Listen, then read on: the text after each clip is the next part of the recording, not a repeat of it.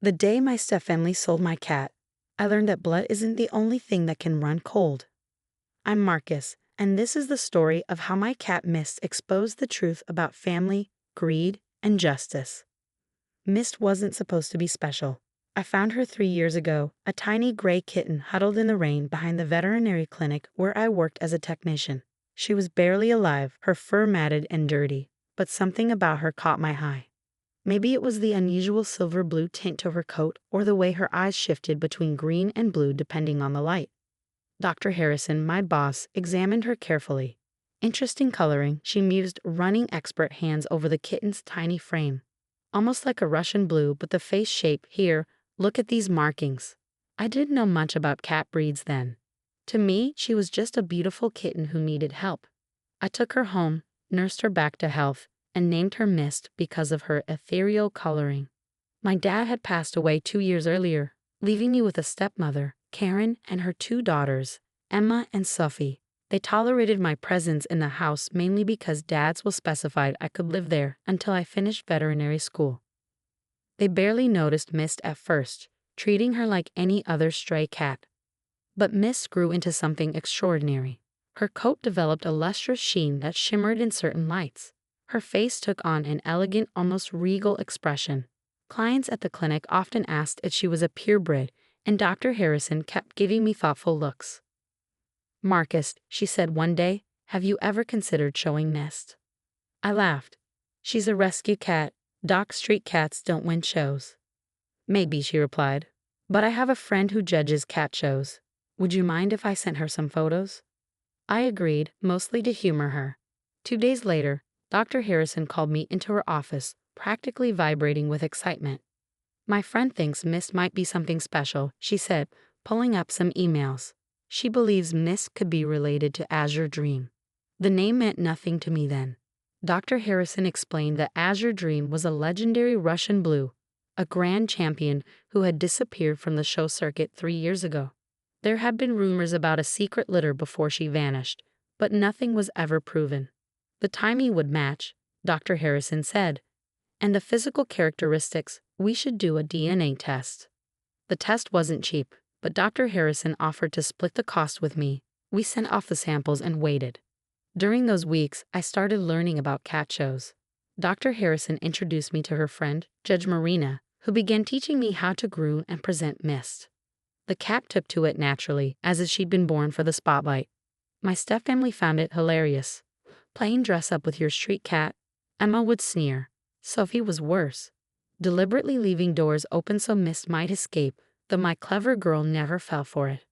Karen watched it all with calculating eyes. "You're wasting time and money," she said. "Focus on your studies. That cat is just a distraction." I ignored them, continuing Mist's training. She learned to walk on a leash, to stand for examination, to show off her best angles. Judge Marina became increasingly excited about her potential. "There's something special about this cat," she'd say, watching Mist glide across the room. "She has presence, elegance. She knows she's royalty." The DNA test results arrived on a Tuesday. I was at the clinic when Dr. Harrison called me into her office, her face serious. "You should sit down," she said, handing me the envelope.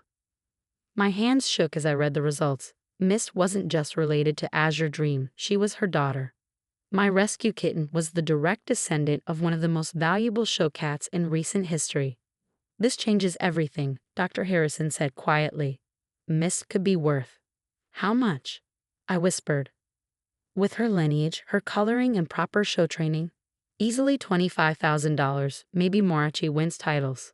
I sat there stunned. My street cat was worth more than my car. Dr. Harrison and I agreed to keep the information quiet until we could properly document everything and begin show preparations. But I made a crucial mistake. I left the test results in my room. That Friday, I had a late shift at the clinic. When I got home, the house was quiet. Too quiet. No soft meow greeted me. No gentle paw taps on my leg. "Mist?" I called out, my heart already sinking. Karen appeared in the living room doorway, a strange smile on her face. "Oh, good you're home. We need to talk." Emma and Sophie sat on the couch, both wearing identical smirks. On the coffee table lay the DNA test results. Imagine our surprise. Karen said, her voice dripping with false sweetness. When we discovered what you've been hiding from us. Where's Mist? My voice was barely controlled. We did you a favor, Sophie chimed in. You're too busy with school to deal with show cats. Where is she? Emma laughed. Sold her this afternoon. Some breeder paid $500 cash. Pretty good for a street cat, right? The world tilted.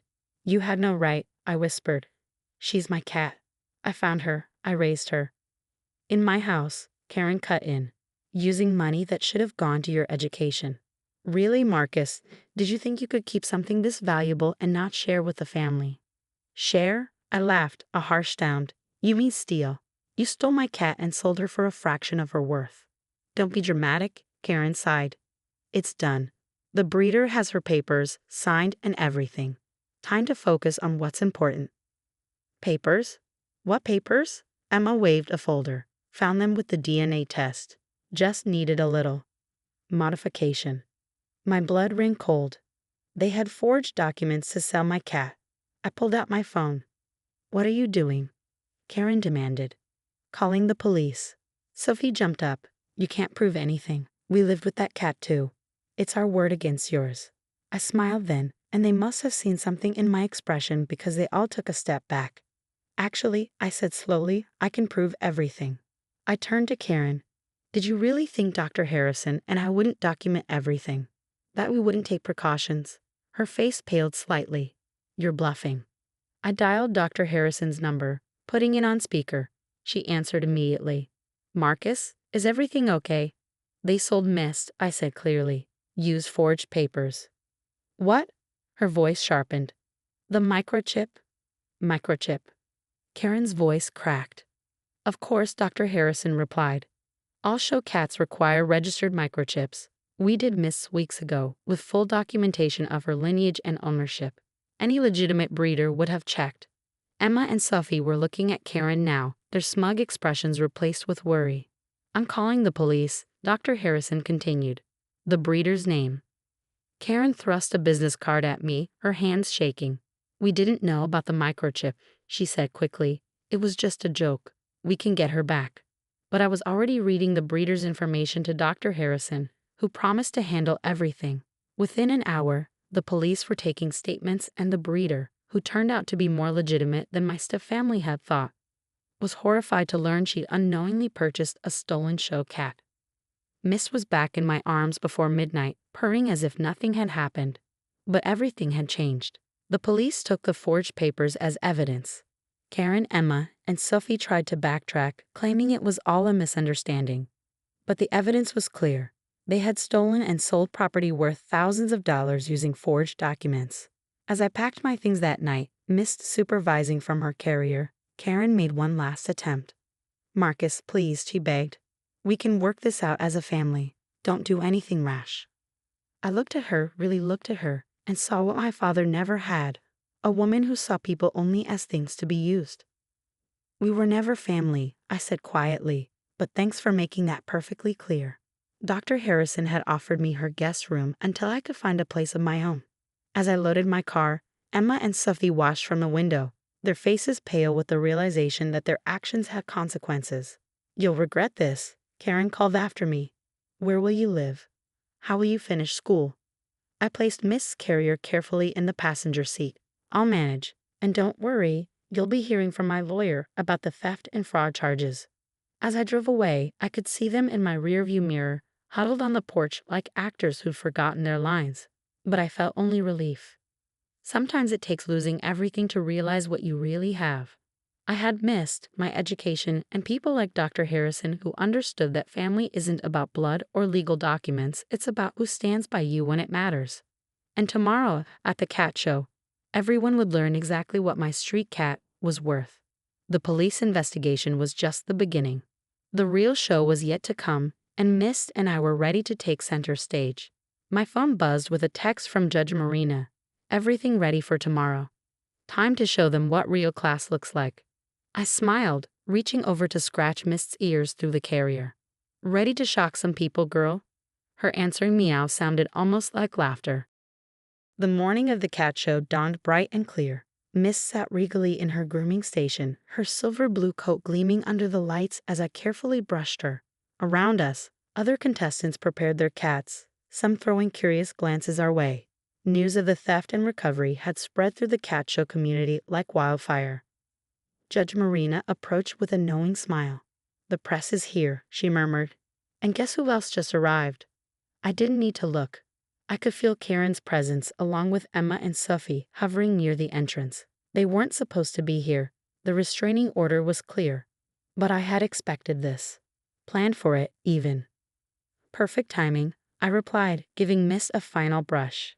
Her coat shimmered like moonlight on water. The announcer's voice echoed through the hall. "Welcome to the 43rd Annual Royal Feline Championship. Our first category, Russian Blue and related breeds." As I prepared to take Miss to the showing area, a familiar figure approached. The breeder who had unknowingly purchased her 2 days ago. Miss Peterson looked mortified. "I just wanted to apologize again," she said quietly. "In 20 years of breeding, I've never been so embarrassed. If I had checked the microchip first." "It's not your fault," I assured her. They were convincing liars. She nodded toward the entrance, where my stepfamily stood. "They're not giving up, are they?" "No," I smiled. "But that's exactly what I'm counting on." The first round of judging began. Miss performed perfectly, her movements graceful and precise, just as we practiced. The judges' whispers grew excited as they examined her. One of them, an elderly gentleman with decades of experience, actually gasped when he checked her markings. "Ladies and gentlemen," the announcer's voice rang out, "we have something extraordinary here. This remarkable Russian Blue shows striking similarities to the legendary Azure Dream. Could this be?" I saw Karen pushing through the crowd, her face a mask of calculated concern. "Right on cue. That's our cat," she called out, her voice carrying across the hall. "This boy stole her from us." The crowd murmured. Cameras flashed. Exactly as planned. Judge Marina stepped forward, microphone in hand. "Actually, we've been waiting for someone to make that claim. Ladies and gentlemen, may I present evidence that will interest not only this court but the criminal one as well." A large screen behind the judging area flickered to life. On it appeared security footage from my stepfamily's house. Footage they didn't know existed. Dr. Harrison had helped me install hidden cameras after the DNA test came back. The video showed Karen, Emma, and Sophie in the living room, counting money and laughing as they forged the ownership papers. Their voices were crystal clear. "Can you believe he didn't know what he had?" Emma's voice rang out. "Mom's right, we should have sold her months ago," Sophie added. "Just make sure those papers look legitimate," Karen instructed. "Once she's sold, he can't prove anything." The footage continued, showing them discussing how they found the DNA test results and planned the theft for weeks, waiting for the perfect moment. The audience watched in stunned silence as the truth unfolded. I glanced at my stepfamily. Karen's face had gone white. Emma and Sophie were backing away, but security guards had already moved to block the exits. Judge Marina wasn't finished. "We also have documentation of the cat's true lineage," she announced, bringing up the DNA test results. "This cat, registered as Morning Mist, is indeed the daughter of Grand Champion Azure Dream. Her microchip registration and original rescue documentation prove she has belonged to Marcus Wilson since she was found 3 years ago." The crowd erupted in whispers. Azure Dream's lost daughter, found as a rescue cat? It was the kind of story cat fancier circles would talk about for years. A police officer approached Karen and her daughters. They had violated the restraining order, and now there was video evidence of their premeditated theft. Their faces showed the dawning realization that they had walked right into a trap. "One more thing," Judge Marina added, her voice carrying over the murmurs. "The original Azure Dream disappeared under mysterious circumstances 3 years ago.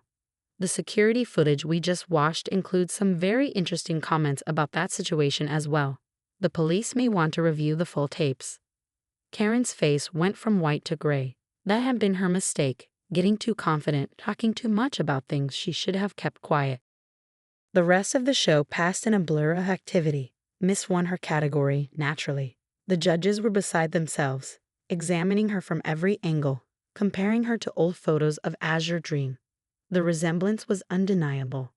As we accepted the ribbon, cameras flashing from every direction, I heard Miss Peterson's voice behind me. I'm prepared to offer $25,000 for breeding rights, Mr. Wilson. After what happened, I want to do this properly. I turned to her, stroking Mist's head. I appreciate the offer, but Mist isn't for sale. At any price. She nodded, understanding in her eyes. Some things are worth more than money. Looking across the hall, I watched as the police escorted my stepfamily out. Karen looked back once, her face a mixture of rage and disbelief. She had underestimated both me and Mist, and that mistake would cost her everything. Dr. Harrison appeared at my side, beaming with pride, ready to go home. I looked down at Mist, who was soaking up the attention like the champion she was. Yeah, I smiled. We're ready. Home wasn't the house where I'd grown up anymore. It was a small apartment above the veterinary clinic, paid for with my salary and scholarship money. But it was ours, and no one could take it, or Mist, away from us again. As I packed up our showing supplies, Judge Marina handed me an envelope. The DNA registry wants to do a feature on Mist. They're also very interested in what happened to Azure Dream. Your stepmother's facing some serious questions about that. I took the envelope, knowing this story was far from over. But for now, Mist and I had won something more valuable than any show ribbon. We'd won our freedom. And that was worth more than all the champion cats in the world. 6 months after the cat show, Mist and I sat in our apartment watching the evening news. The headline scrolled across the bottom of the screen. Local woman sentenced in designer cat theft ring. Karen's mugshot filled the screen, followed by photos of Azure Dream and other missing show cats. The investigation that started with our security footage had uncovered something much bigger. Karen hadn't just tried to steal and sell Mist. She had been involved in a sophisticated operation targeting valuable show cats for years. Azure Dream hadn't simply disappeared. She'd been stolen, bred, and sold on the black market. Mist wasn't her only kitten. There were others out there, all sold to unsuspecting buyers. The evidence from our case had blown the whole thing wide open. Emma and Sophie had turned on their mother, accepting plea deals in exchange for testimony. They received probation and community service at local animal shelters. Karen wasn't so lucky. She was looking at 5 years in prison. My phone buzzed with a text from Dr. Harrison. Have you seen the news? There's more. Come to the clinic. Miss rode on my shoulder as I headed downstairs. She'd become something of a celebrity in the neighborhood, and people often stopped to take her picture. The street cat turned show champion story had captured everyone's imagination. Dr. Harrison was in her office with Judge Marina and a woman I didn't recognize. She was holding a carrier, and inside. Is that? I couldn't finish the sentence. Judge Marina nodded. Azure Dream herself. She was found in a raid last week, along with documentation of all her stolen kittens. The legendary cat was older now, but her coat still held that distinctive silver-blue sheen. When we opened the carrier, she stepped out gracefully. Mist jumped down from my shoulder, and mother and daughter faced each other for the first time in 3 years. The reunion was everything you'd expect from 2 aristocratic cats. A delicate sniff, a gentle head bump, and then they both sat down and began grooming as if they'd never been separated. There's something else, the unknown woman said, introducing herself as a representative from the International Cat Registry. With Azure Dream recovered and the theft ring exposed, there's been huge interest in her bloodline. We'd like to establish a proper breeding program with both Azure Dream and Morning Mist. I looked at my cat, now curled up beside her mother. I'm not selling Mist. We're not asking you to, she smiled. We want you to run the program. Your work exposing the theft ring, plus your veterinary studies and show experience, you're perfect for this. Dr. Harrison has offered to partner with you. It was a dream opportunity combining my love for cats with my veterinary career, working with the very cats I'd helped save. But there was one loose end to tie up first. What about the house? I asked Dr. Harrison. Dad's will. The court ruled that Karen forfeited any claim to the property through her criminal actions. Judge Marina interjected. As your father's only heir, it reverts to you. I sat down, overwhelmed. In 6 months, I had gone from nearly losing everything to gaining more than I had ever imagined. The next week, I stood in front of my childhood home, keys in hand. The place had been empty since Karen's arrest. Inside, everything was covered in dust, but memories lingered in every corner, both good and bad. Miss explored each room like she was conducting an inspection, Azure Dream following regally behind her. The two cats had become inseparable, to everyone's delight. I found myself in my old room, where the DNA test results had been discovered. On the desk lay one of Emma's old notebooks, open to a page of practice signatures. She had been planning the forgery for weeks. My phone buzzed. A message from Sophie. I know you probably hate us, but I'm truly sorry. Working at the shelter has taught me a lot. Those cats. They're not just property. I get that now.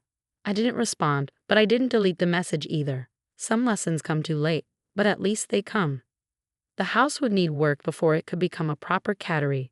The backyard would be perfect for secure outdoor enclosures. The spare rooms could be converted into breeding and showing spaces. Dr. Harrison was already drawing up plans. Azure Dream and Mist supervised all the renovations from their favorite window perch. Sometimes, watching them together, I thought about family, how it could be forced on you by blood or law, or chosen through love and trust. A year after the cat show, we hosted our first official event at the newly established Azure Dreams Cattery. The press turned out in force. Everyone wanted to see the recovered champion and her daughter, to hear the story of how a rescue kitten had exposed a theft ring and brought down a criminal enterprise. Emma and Sophie came too, standing awkwardly at the back of the crowd. They looked different, humbler, maybe even wiser. They didn't try to approach me, but they spent a long time watching the cats, especially Mist and Azure Dream. Judge Marina gave a speech about second chances for cats and people. She talked about how a street kitten had found her way home to her champion mother, how justice sometimes takes unexpected paths. As I watched Mist preside over her domain, every inch her mother's daughter, I thought about how close I'd come to losing her. How my stepfamily's greed had nearly stolen something precious, not just from me, but from the entire cat fancy world. But sometimes, the worst actions bring about the best outcomes. The theft ring was destroyed. Azure Dream was home. Mist had found her mother, and I had found my true calling. That evening after everyone had left, I sat in the garden with both cats. Azure Dream was teaching Mist to hunt moths, both of them moving with the fluid grace that had made them champions. My phone buzzed one last time, a message from Karen's prison email account. You think you've won, but those cats should have been mine. All of them. Remember that. I deleted the message without responding. Some people never learn, but their bitterness doesn't have to touch you. Mist jumped into my lap, followed by Azure Dream. Two pairs of green-blue eyes looked up at me, filled with trust and affection. This was my family now, not perfect, not traditional, but real, and worth every battle it took to protect it. 3 years after the cat show scandal, Azure Dreams Cattery had become the most prestigious Russian blue breeding program in the country. What started with 2 cats, a rescued daughter, and her recovered mother, had grown into something extraordinary. The day Karen was released from prison, I received a certified letter from her lawyer. She was demanding visitation rights to the cats, claiming she had contributed to their value through her previous care. The letter went straight into the shredder. Instead of dwelling on it, I focused on our latest achievement, Mist's first litter of kittens, 3 perfect silver-blue babies already showing their mother's regal bearing and their grandmother's distinctive features. Azure Dream had appointed herself chief kitten minder, teaching her grandchildren the same grace that had made her a champion. Emma and Sophie had completed their probation and surprisingly stayed involved in animal welfare. Emma worked at a cat cafe, helping place rescued cats in forever homes. Sophie had gone back to school, studying to become a veterinary technician. They sent holiday cards with pictures of their shelter work, but never asked to visit. Some bridges, once burned, stay ashes. Dr. Harrison had officially made me a partner in both the clinic and the cattery. You've earned this, she said, watching Miss supervise her kitten's first showing lesson. Not just through hard work, but through integrity.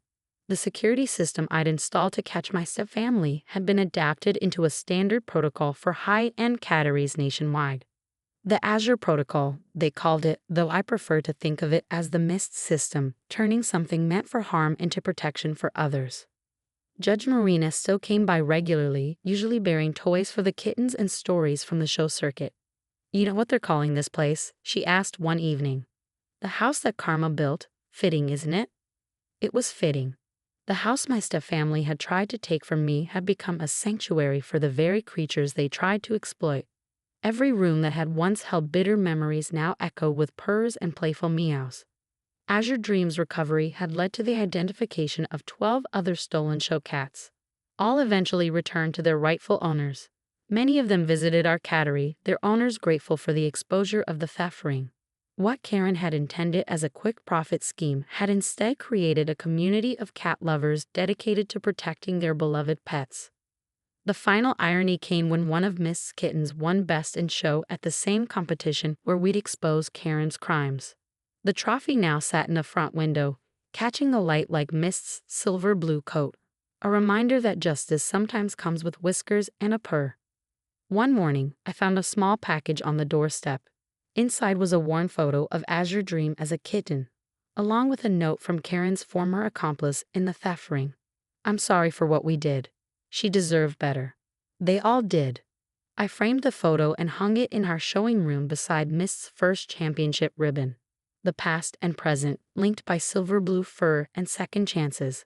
Mist and Azure Dream shared my office window seat, watching their descendants play in the custom-built enclosure below. Sometimes, when the light hit them just right, they looked like the same cat at different ages, a reminder that some things, like grace and dignity, run deeper than blood. My phone buzzed with a message from Dr. Harrison. Karen was asking about the cattery at the cafe downtown. "Thought you should know." I looked at my cats, at the life we built from betrayal and redemption. "Let her ask," I typed back. "We're not hiding anymore." Because that was the greatest victory. Not just surviving what they tried to do, but thriving beyond their imagination. Every purr, every championship ribbon, every successful adoption was proof that sometimes the best revenge is simply living well. Azure Dream stretched lazily in the sunlight while Mist gently corrected one of her kittens' showing poses. Champions raising champions, turning a house of bitter memories into a home of second chances. Some people collect cats. Others collect trophies or money or power. But the most valuable collection, I learned, was the family you build from the pieces others throw away. And ours was absolutely priceless.